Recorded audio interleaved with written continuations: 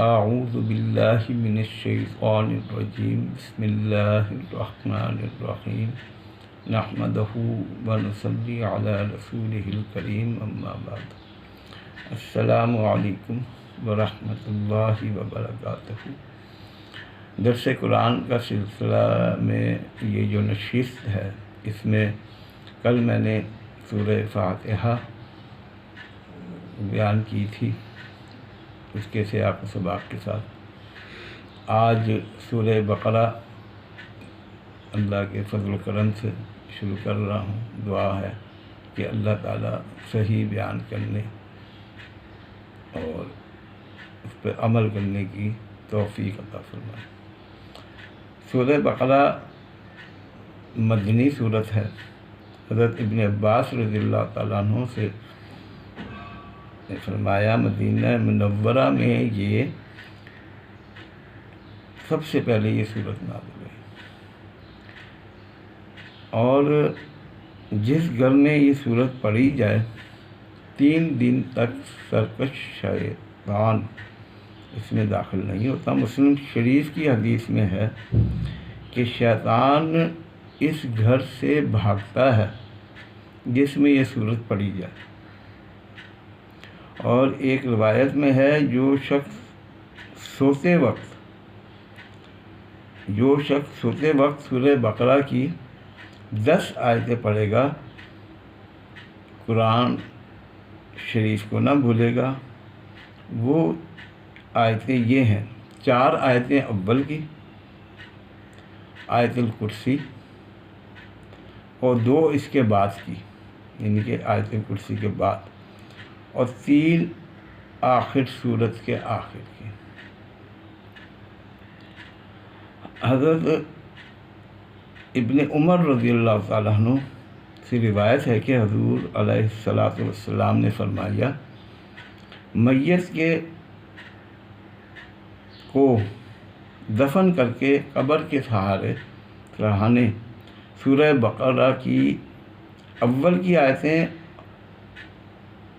سرہانے کی طرف اور پاؤں کی طرف آخر کی آیتیں پڑھو۔ اس کا شان نزول جو ہے وہ اس کی نشست میں کل آپ سے عرض کروں گا، اس میں کافی وقت لگے گا۔ تو یہ سورہ اس کے بعد جو ہے شان نزول بتانے کے بعد باقاعدہ سورہ بقرہ ترجمے کے ساتھ شروع کروں گا۔ اللہ تعالیٰ مجھے ہمت اور استقامت عطا فرمائے۔ رمضان شریف کے حوالے سے ایک حدیث بھی آپ سے روز شیئر کرتا ہوں۔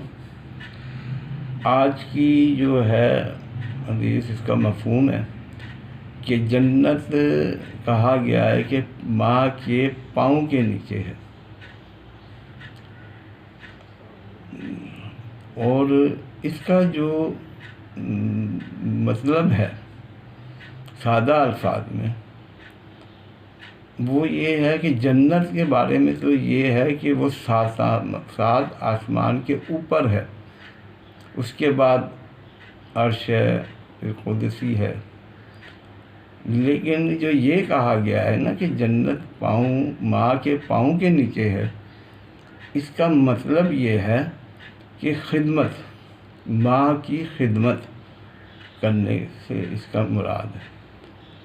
اب والدین میں سے کسی کے والدین ہیں، اگر وہ ان کی خدمت کرے، یہ نبی پاک صلی اللہ علیہ وسلم کی ایک حدیث سے بھی ثابت ہے کہ جس نے ماں باپ میں سے دونوں کو پایا یا دونوں میں سے کسی ایک کو پایا اور اس کی خدمت نہ کی، تو اللہ تعالیٰ آپ نے منبر پہ قدم رکھتے ہوئے فرمایا تھا کہ اس کی تباہ و برباد کرے۔ نبی پاک کی یہ اور فرشتوں نے اس پہ آمین کی۔ تو بیان کرنے کا مقصد یہ ہے کہ ماں جو ہے وہ شفقت والی ہے، اس کا کمزور ہوتی ہے، اس کا دل نرم ہوتا ہے۔ تو ماں کی بات خدمت کرے بندہ جہاں تک ہو سکے، اور باپ کے بارے میں یہ حکم ہے کہ اس کی بات کو مانے، وہ جو بات کرے اس کی بات کو مانے، وقتی طور پہ اگر اس کی بات کوئی وہ بری بھی لگے تو پھر بھی آمین کہے۔ ایک موقع پہ صرف حکم ہے کہ ماں باپ کی بندہ اطاعت نہ کرے کہ وہ شرک کی طرف دعوت دے، بس اس موقع پہ ہے کہ اللہ ان کی بندہ نافرمانی کرے، صرف شرک کے موقع پہ۔ ادروائز اگر وہ کوئی بھی بات کرتے ہیں وہ آپ کو اچھی لگتی ہے نہیں لگتی ہے زمانے کے، آج کل کے زمانے کے لحاظ سے، کہ بھئی وہ کوئی 90 سال کی ماں ہو گئی ہے، کسی کا باپ 70 سال کا ہو گیا ہے، بھئی آپ کو تو کچھ پتہ ہی نہیں ہے، یہ ادب کے خلاف ہے۔ نوجوان طبقے سے خاص طور پہ میں